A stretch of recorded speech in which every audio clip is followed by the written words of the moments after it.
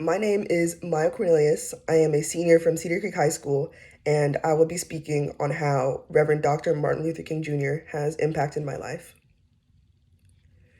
In our social studies classes, we will typically spend a few days discussing the civil rights movement and the events that took place during the 1950s and 60s. During this time, we would often discuss the important leaders of the movement, such as the Reverend Dr. Martin Luther King Jr.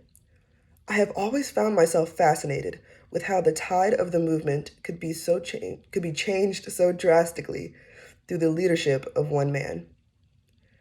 This inspired me to do some research of my own outside of class.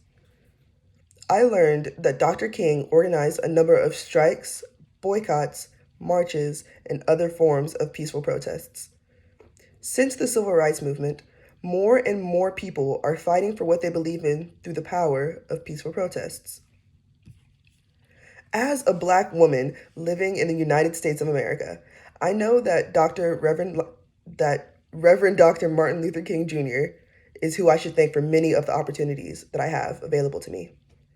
In the near future, I will be attending a university and will gain the ability to vote in local, state, and federal elections. The simple fact that I am able to attend the same school as and receive the same quality of education as my white counterparts shows how Dr. King is partially responsible for the opportunities that I have. Without the actions of Dr. King, the civil rights movement would not have been able to progress as quickly as it did. In fact, the 14th and 15th Amendments, granting civil rights to all Americans, would have been pushed back several years if it were not for the contributions of Dr. King. Dr. Martin Luther King Jr.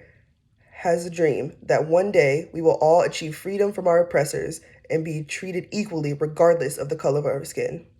I am living proof that Dr. King was able to make his dream a reality. Dr. King once said, "Let freedom ring from Stone Mountain of Georgia. Let freedom ring from Lookout Mountain of Tennessee. Let freedom ring from every hill and molehill of Mississippi. From every mountainside, let freedom ring." And when this happens, and when we allow freedom to ring, we will let it ring from every village and every hamlet, from every state and every city.